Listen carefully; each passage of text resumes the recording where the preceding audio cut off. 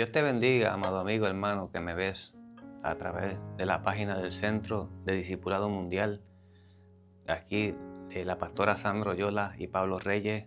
Estamos ubicados en el sector El Faro, en el kilómetro 1.7, en el barrio Pitaya de Humacao, aquí donde nos reunimos los domingos, ¿verdad?, para alabar y exaltar el nombre del Señor, y los martes para tener nuestras clases de discipulado. Así que te invitamos a que nos acompañes. Si no tienes una iglesia donde congregarte, te extendemos la invitación a que llegues y compartas con nosotros esta experiencia. Hoy, que les habla es el pastor Pedro Torruellas, parte del equipo pastoral de esta casa, donde hoy estaremos dando comienzo a una serie titulada Jesús visita las casas. Estaremos compartiendo durante estos próximos servicios o discipulados las casas que Jesús visitó, qué necesidades había en ellas y qué fue lo que Jesús llevó para resolver las necesidades. Pero antes de entrar a este estudio, esta serie, permíteme orar, ¿verdad? Como siempre hacemos, encomendamos todo lo que hacemos al Señor. Así que acompáñame a orar en esta noche, en este momento. Amantísimo Dios y Padre eterno, Dios de bondad y misericordia, Padre Santo, te damos gracias, Señor, una vez más por tu amor, por tu misericordia, porque tu gracia y tu amor nos alcanzan, Señor, todos los días, Señor amado Padre. Gracias, Señor amado, porque tú nos guías, tú nos ayudas por tu Espíritu Santo, Señor Jesús. Gracias, Padre, porque podemos compartir esta serie, Señor, en la cual tú visitaste unas casas, Señor, y donde habían unas necesidades particulares, Señor, y tú llevaste allí, Señor, la respuesta, lo que necesitaban estas casas, Señor. Y de igual forma, confiamos y declaramos, Señor, que tú has de visitar nuestras casas, Señor, más allá del hogar donde podamos habitar, vivir con nuestra familia, Señor, sino esta casa donde tú moras, Señor, donde hay necesidades, Señor, que podamos estar experimentando, Señor, que podamos estar pasando, Señor, y sabemos que tú tienes la respuesta, que tú tienes la solución. Te invitamos, Señor, a que entres en nuestros hogares, Señor, a que tú obres en nuestras vidas, Señor, y en cada una de las personas, Señor, que ha de ver esta grabación, Señor. Padre, que tú obres de manera especial sobre la vida de cada uno de ellos, Señor, conforme a tu voluntad y a tu propósito, en el nombre poderoso de Jesús. Amén, amén. Así como les comenté hace un momento, hoy estaremos dando inicio a esta serie titulada Jesús visita las casas. Vamos a ver una serie de casas las cuales Jesús visitó durante su trayectoria aquí en la tierra. Mientras ejerció su ministerio, visitó unas casas donde habían unas necesidades y ahí Él llevó la solución a estas necesidades. Durante sus días entre nosotros, vimos y podemos leer en la Biblia, en la palabra, que Jesús nunca rechazó a nadie. Él comió con los pecadores, sanó a los enfermos, habló con los despreciados, amó a los rechazados, hizo milagros los sábados, aun cuando la ley decía que el sábado había que guardarlo y no se podía hacer nada. Aún los sábados, Él hizo milagros. No por violar la ley del sábado, sino porque Él era la ley en sí mismo. Y Él no vino a abrogar la ley, sino a cumplirlo, pero vino a mostrar el amor de Dios, el amor que Él tenía para la humanidad, su propósito de salvarnos, ¿verdad? Él salió para sanar, para salvarnos, para sanarnos, ¿verdad? Y sobre todo, nos enseñó a amar al prójimo. En el Nuevo Testamento, Él nos dejó un ejemplo de su amor al visitar 12 casas. Y vamos a estar viendo esas 12 casas una por una y viendo, como bien les dije, las necesidades que había en cada de ellas y qué Él hizo para resolver esa necesidad. Pero quiero que antes de entrar en las casas, quiero que me acompañes al libro de Hechos, capítulo 20, versos 19 al 21, donde el apóstol Pablo nos dice, ¿verdad? Dice, sirviendo al Señor con toda humildad y con muchas lágrimas y pruebas que me han venido por las acechanzas de los judíos, y como nada que fuese útil he rehuido de anunciaros y enseñaros públicamente y por las casas, testificando a judíos y a gentiles acerca del arrepentimiento para con Dios y de la fe en nuestro Señor Jesucristo. Así que vemos aquí el apóstol Pablo que nos dice que él salía, él predicaba, él enseñaba la palabra del Señor, sus enseñanzas, públicamente, a pesar de que él sabía las consecuencias que podía enfrentar por hacer dicho acto, y también él visitaba las casas. Y él dice en 1 Corintios, ¿verdad? Porque él nos exhorta que seamos como Jesús, ¿verdad? La visión y lo que siempre hemos venido hablando es que seamos Jesús, que seamos como Jesús. Y él dice en 1 Corintios 11, capítulo 1, sed imitadores de mí, así como yo de Cristo.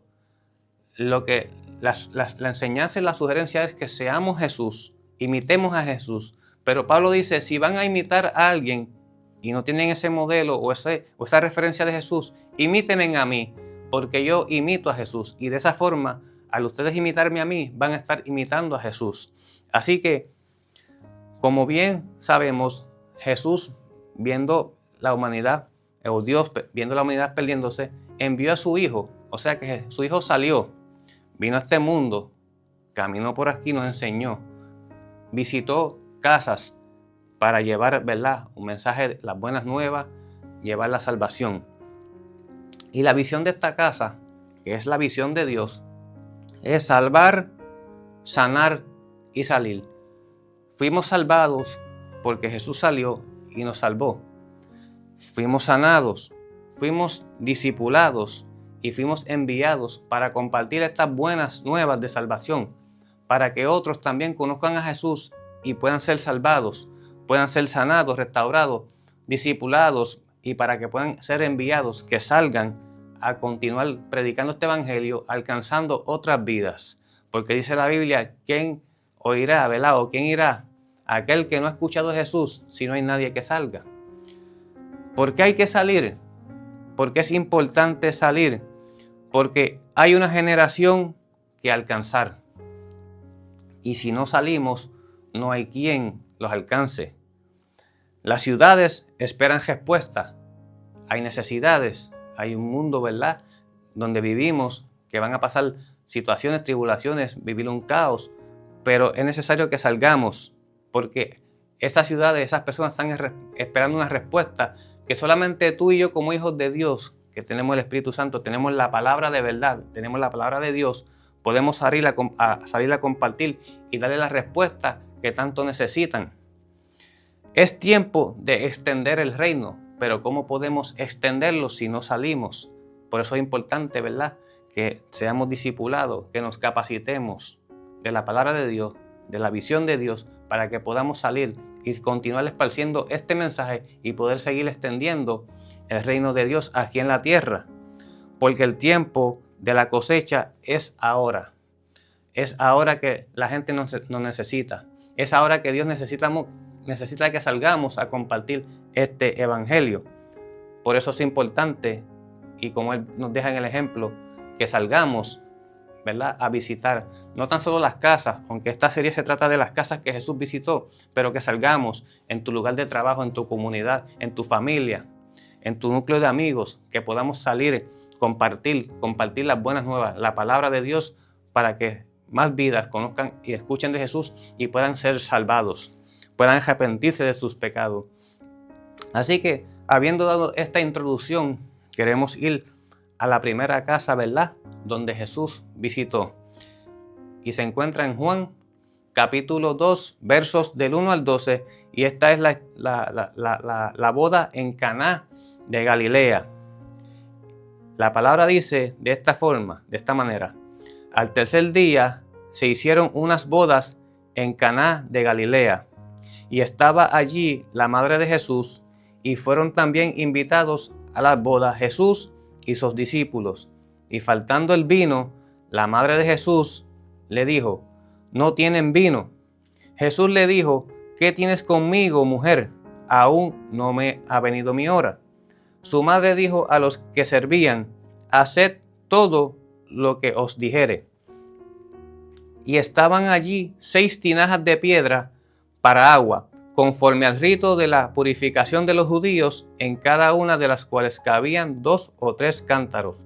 Jesús les dijo: llenad estas tinajas de agua, y la llenaron hasta arriba. Entonces les dijo: sacad ahora y llevadlo al maestresala. Y se lo llevaron. Cuando el maestresala probó el agua hecha vino, sin saber él de dónde era, aunque lo sabían los sirvientes que habían sacado el agua, llamó al esposo y le dijo: todo hombre sirve primero el buen vino, y cuando ya han bebido mucho, entonces el inferior se sirve. Mas tú has reservado el buen vino hasta ahora. Este principio de señales hizo Jesús en Caná de Galilea y manifestó su gloria, y sus discípulos creyeron en él. Aquí vemos una situación en la cual se está celebrando una boda. En la cultura judía sabemos que estas bodas, estas celebraciones duraban días y muchas veces semanas. Por tal razón, el que faltara el vino podía traer alguna preocupación o alguna tristeza tanto en el esposo como en el organizador de este evento, porque tal vez o invitaron demasiadas personas o tal vez tenían poco vino. Entonces vemos que al Jesús, ¿verdad?, convertir el agua en vino, suplió, ¿verdad?, esa necesidad, y vemos que entonces llevó la alegría a esta fiesta. No estoy diciendo con esto que el vino produce la alegría. No estoy diciendo que vayamos a comprar vino porque eso produce alegría en nuestras vidas. Simplemente vemos la necesidad en esta boda, la falta de vino, y Jesús suplió lo que faltaba. Faltaba el vino y Él mandó a convertir las aguas en vino. Ahora, cuando nosotros llevamos esto al ámbito espiritual y vemos que el agua, ¿verdad?, nos limpia, nos purifica, pero vemos el significado de la sangre de Jesús, que nos limpia, nos purifica del pecado. Cuando nosotros celebramos la Santa Cena del Señor, en la copa de vino representa la sangre de Cristo. Entonces, en este caso, estamos diciendo que el vino representa entonces la sangre del Cordero de Dios, que nos limpia, que nos purifica. Y muchas veces ¿qué está faltando en mi casa? ¿Qué está faltando que no está produciendo esa alegría? Y el Señor quiere decirte: yo estoy ahí para suplir esa necesidad, para llevar alegría a tu casa. Así que vemos que la familia de Jesús fue invitada a una fiesta de bodas, ¿verdad? Vemos que ahí está María, la madre de Jesús, está Jesús y sus discípulos, porque fueron invitados a esta fiesta. Sin embargo, durante la fiesta, como bien les mencioné ahorita, el vino se acabó, es decir, la fiesta también terminaría. Pero Jesús realizó su primer milagro al determinar que las aguas se transformaran en el mejor vino que habían probado. El vino representa la alegría, ¿verdad? Como bien le expliqué, siendo así, Jesús restauró la alegría de aquella casa. Acerca de este milagro y su significado, podemos agregar lo siguiente: la abundancia aparece en la Biblia a menudo como una señal de la gracia y el perdón de Dios, del nuevo comienzo con su pueblo. Por ejemplo, podemos pensar en Isaías 25:6 y en Amós 9:11 al 15, sobre todo en el versículo 13. Luego usted puede, ¿verdad?, buscarlo y leerlo. Por la analogía de lo que Jesús dice en Juan capítulo 6, después del milagro de la alimentación de los 5,000, yo soy el pan de vida, podemos concluir que Él mismo es el vino, símbolo de la abundante gracia de Dios. Por cuanto ha sido, ¿verdad?, misericordioso y la gracia sobreabundado de Él para con nosotros, podemos entonces recibirle ese gozo, esa alegría de que Él nos limpia, Él nos purifica. Así que vemos y podemos decir y declarar con fe y con firmeza y con seguridad que Jesús es la fuente del gozo. Él trae vino de alegría a nuestras vidas, ya que por su sangre nos da la reconciliación con su Padre. El vino en las bodas de Caná fue el anticipo del gozo eterno que Él nos iba a traer. Así que pregunto en esta noche, ¿en tu casa está faltando la alegría? ¿Qué está faltando en tu casa que antes producía alegría, pero ahora hay preocupaciones, tristeza? ¿Qué está faltando? Permite que Jesús entre en tu casa y lleve la alegría. Sepa que Jesús quiere transformar todo el dolor y sufrimiento que puedas estar pasando y enfrentando en estos momentos en la más pura alegría, felicidad, gozo y paz. Amén. Así que de esa forma podemos ver lo que Jesús hizo en esta boda de Caná, en esta primera visita a esta fiesta, a esta casa. Así que le invito a ver la segunda casa que vamos a estar tocando hoy, porque luego de la boda de Caná, él estuvo un tiempo, ¿verdad?, en esta área, y visitó entonces la casa de Pedro, uno de sus discípulos. Y quiero que vayas conmigo a Lucas capítulo 4, verso 38 al 39, donde dice: Entonces Jesús se levantó y salió de la sinagoga y entró en casa de Simón. La suegra de Simón tenía una gran fiebre y le rogaron por ella. E inclinándose hacia ella, reprendió a la fiebre, y la fiebre la dejó, y levantándose ella al instante le servía. Así que vemos aquí que Jesús entra a casa de Pedro, de Simón Pedro, uno de sus discípulos, y al entrar allí encuentra a la suegra de Pedro que estaba enferma, ardiendo en fiebre. Vemos entonces que Jesús declara una palabra sobre ella y es sanada. Así que Jesús lleva la cura a este hogar. Jesús visitó la casa de Pedro, donde encuentra la suegra del discípulo, un discípulo, ¿verdad?, que era uno de los más cercanos a él. Inmediatamente Jesús reprendió la enfermedad y ministró la cura. La mujer fue sanada y comenzó a servir al Señor Jesús. Es lo que nosotros en gratitud, en lo que el Señor ha hecho en nuestras vidas, hacemos, ¿verdad?, cuando nos hemos sanado de alguna enfermedad. Como por ejemplo, y ustedes hemos compartido mi testimonio cuando Dios me sana de cáncer. Yo en gratitud, en agradecimiento por lo que Él hizo de sanarme a mí de esa enfermedad, le sirvo a Él con gozo, con mucha alegría, por lo que Él, no solamente por lo que Él ha hecho en mi vida, sino por quién es Él para mí. Él es mi Dios, Él es mi Salvador, Él es mi restaurador, Él es mi todo. Así que vemos el versículo 39 que Él dice que inclinándose hacia ella, ¿verdad?, viendo la necesidad, estaba enferma, estaba acostada, no podía realizar sus tareas, no podía moverse. Reprendió la fiebre y inmediatamente la fiebre la dejó, fue sanada, fue curada, y levantándose ella al instante le sirvió. ¿Qué es lo que espera el Señor que hagamos nosotros cuando Él hace algo por nosotros? Que en agradecimiento le sirvamos a Él. Dios sana siempre con un propósito en mente, y a menudo ese propósito es equiparnos para servirle a Él, a los demás. Hay un testimonio que quiero compartir con ustedes relacionado a esto que estamos hablando, y es en el año 2014, en mi primer viaje misionero, tuve la experiencia de visitar una iglesia en el cual luego del servicio el pastor se me acerca a mí y a los líderes que me acompañaban para invitarnos a la casa de uno de sus líderes, el cual estaba enfermo. Estos países es bien difícil tener un plan médico, acceder a los hospitales, a los médicos.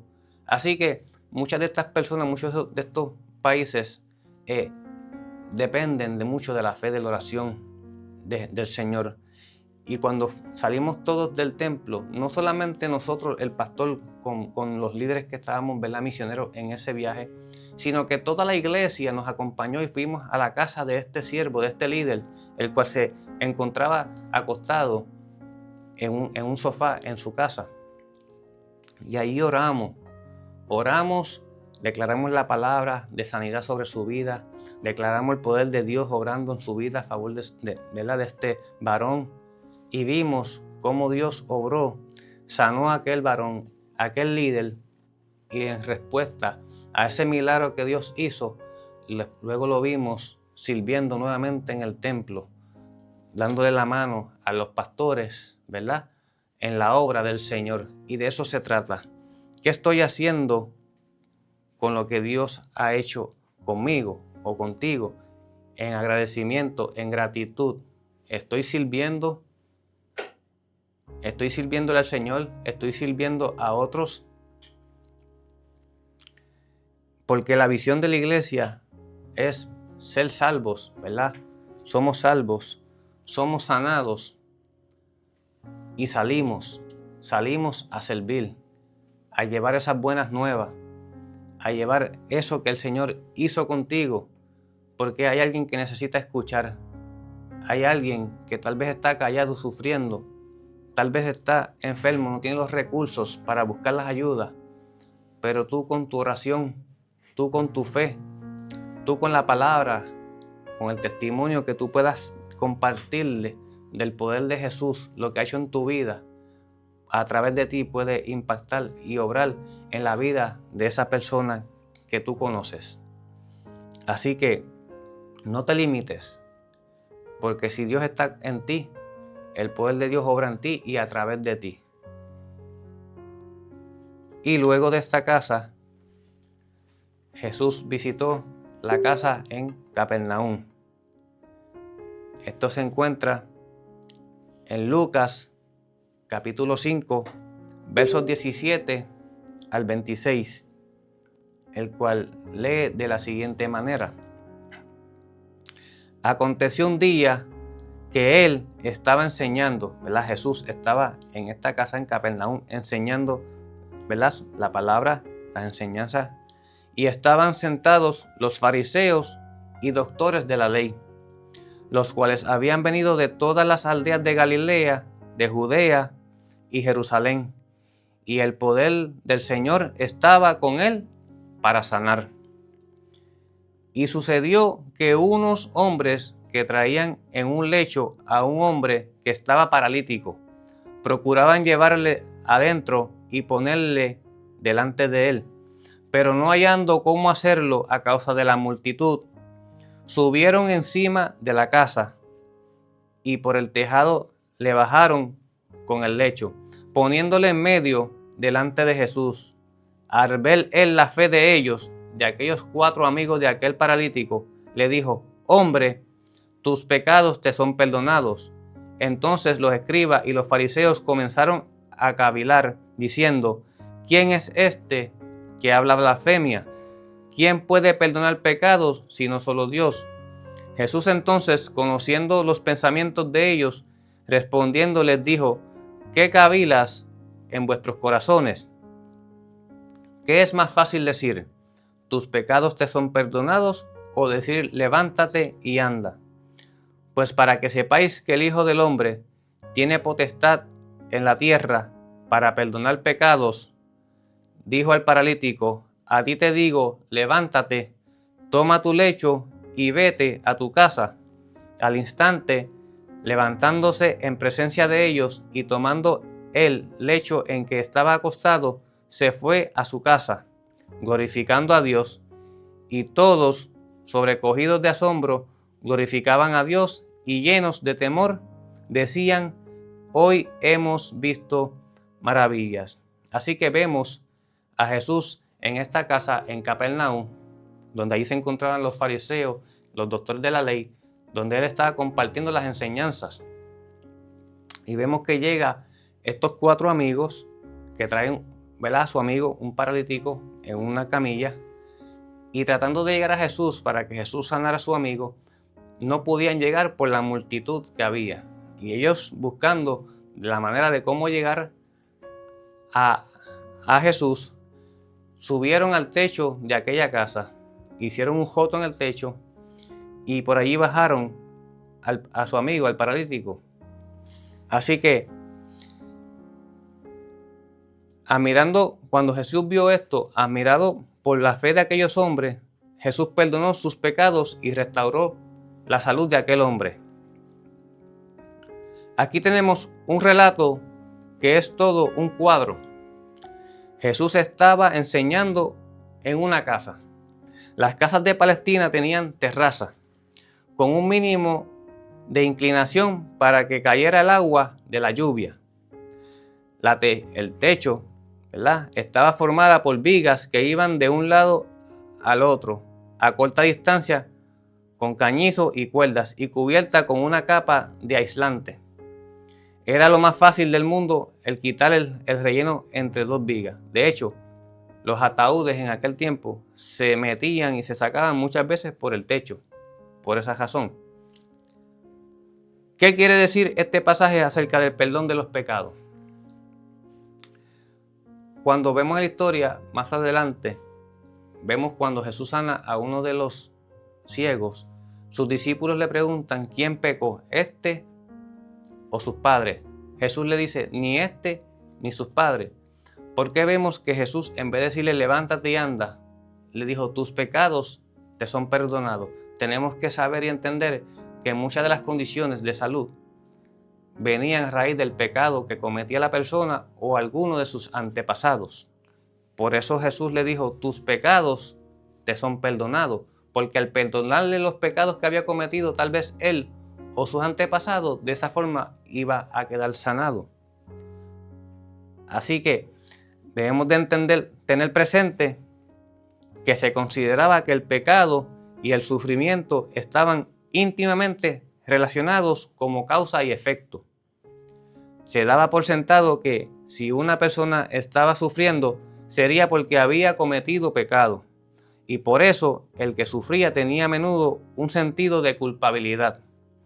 Por eso Jesús empezó por decirles al paralítico que se le habían perdonado los pecados. De otra manera el hombre no habría creído que podía sanarse. Así que esto nos muestra cómo fueron derrotados en la discusión los escribas y los fariseos. Ellos objetaban, reclamaban a Jesús que qué pretendía, ¿verdad?, el poder perdonar los pecados al hombre. Que quién era él para perdonar pecados, si no solamente Dios era el que podía perdonar pecados. Así que, según ellos pensaban y creían, el hombre estaba enfermo porque había pecado. Y si recobraba la salud, era señal de que se le había perdonado los pecados. Por eso es que Jesús, en vez de declararlo sano, le dice, tus pecados son perdonados. Así que le perdonó los pecados que él había cometido. Así que la objeción de los escribas y los fariseos se volvió contra ellos y los dejó sin argumento. Lo maravilloso aquí es que lo que salvó a ese hombre fue la fe de sus amigos. Cuando Jesús se dio cuenta de la fe que tenía, ¿verdad?, esa fe emprendedora, el ver que había un impedimento de llegar a Jesús porque había mucha gente, hicieron lo imposible de llevar a su amigo. Ahora usted imagínese subir a un techo a una persona paralítica, ¿verdad?, subirlos por una cuerda y tratar de bajarlo.